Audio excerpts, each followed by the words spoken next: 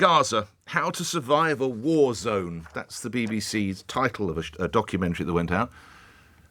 You allow the title to go, but with dealing with something that was so delicate, you'd hope full due editorial process would be applied, wouldn't you?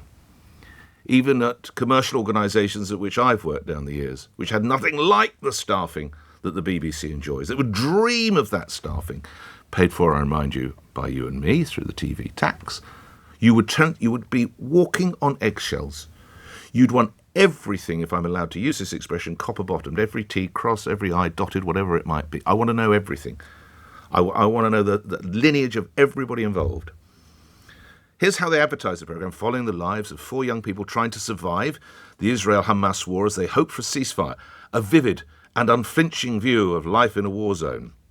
Israel does not allow foreign journalists to report independently in Gaza. To make this film, 2 producers based in London remotely directed 2 cameramen on the ground in Gaza over 9 months, gaining access to key locations out of reach to foreign press. The dramatic documentary sheds new light on life inside Gaza's humanitarian safe zone, showing everyday life with ongoing airstrikes and efforts to keep people alive in its only functioning permanent hospital, Al-Aqsa. That's exactly what a programme write-up should be. Draws you in. There's many reasons now to tune in, gives you a little bit of the background. What it doesn't share is that one of the people from whom you're going to hear in that documentary, is effectively Hamas royalty.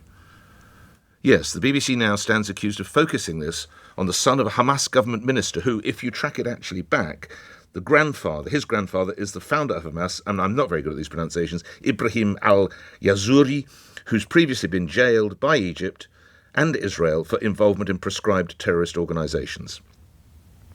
The hour-long documentary, if you saw it, you'll have seen him and others, has been claimed, of course, that his father now is the position of deputy minister. The BBC has allowed itself, critics saying, to be used as a propaganda platform by Hamas to give airtime to the child of one of its senior figures. The child's alleged family background was not revealed to viewers. It's not clear if the film crew were aware of the Hamas links, but it hasn't taken one organisation very long to find out. Indeed, they simply did a Google search. So something as sensitive as this, where lives tragically have been lost on both sides, where there is an appalling level of anger and fury that we see played out on London streets, where Jewish people and Muslim people are victims of all sorts of discrimination, where an organisation as huge and powerful as the BBC, credit to them that they try and put this documentary together, but they don't do the most basic checks. My friends, let me tell you, I started on a local paper about 500 years ago. I would have got a sound kicking if I'd not done that basic level of check for a story there. Why is that? And does it speak, as many people tell me, and I'm ready to take the defence as well, that there is a sense within the BBC that they are biased, that they see this appalling conflict through a certain prism. And how, just as, by the way, if they were to do a documentary and suddenly we found out it was voiced by the grandson of the former leader of the IDF. This is not right. How can this be allowed to happen? Why does the BBC blunder like this?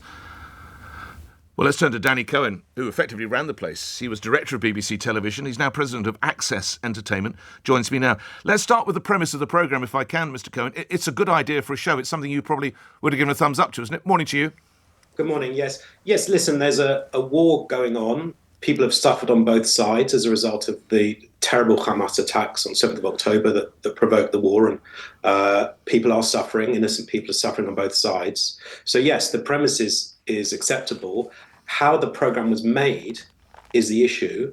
And what was disclosed to audiences about the programme is now an even bigger issue. So some programme makers come to you. You're director of BBC TV. They sit in the room with you and say, right, Danny, we want to make this. What are you going to say back to them? Right, guys, I need to know X, Y, Z. What will you say, Danny? Well, there's basic, and you referred to this very well in your introduction. There are basic diligence checks that journalists should be carrying out on any programme. Now, it's also worth observing that this wasn't a fast turnaround news story that was got out quickly. This documentary took months and months and months. All of the people involved had plenty of time to check what was going on.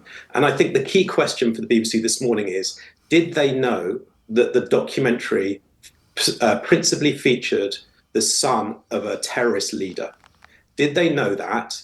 If they did know that, why did they not disclose it to audiences so that audiences properly understood the context of the documentary?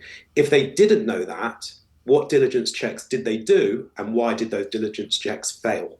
Well, interesting enough, the BBC has declined to answer a series of questions put to them by the Daily Telegraph. Let's again put you in the hot seat. Halfway through the making of this, Danny, just to let you know, one of our narrators is actually, would appear to be the grandson of the founder of Hamas. What's your reaction going to be? Kill the show? You've got to say it right at the top. What would you say, Danny? Well, you have two choices. There were other children featured in the documentary, yes, although he was the key feature. It would have been very straightforward on one level to remove that character from the story. Or you say, we can't go on with this. This program is compromised.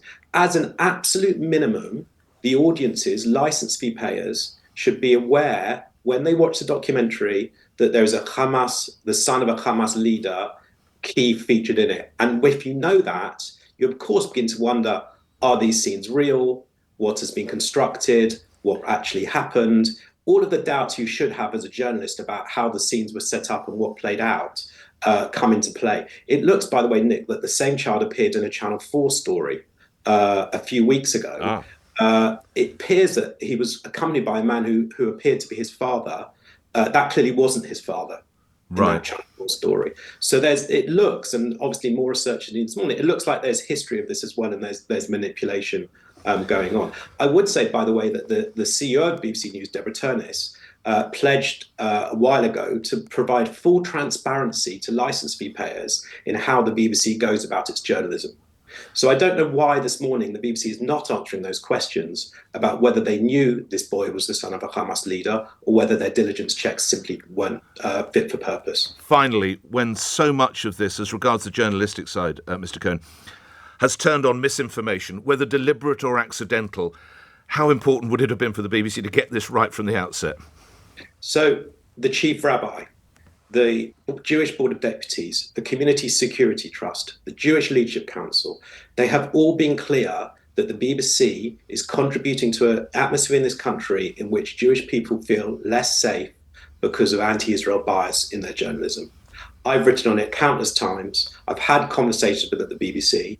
They want to keep saying it's individual mistakes. There is clearly a systemic problem at the BBC with anti-Israel bias, and they don't want to admit it because they think it will damage the BBC's reputation.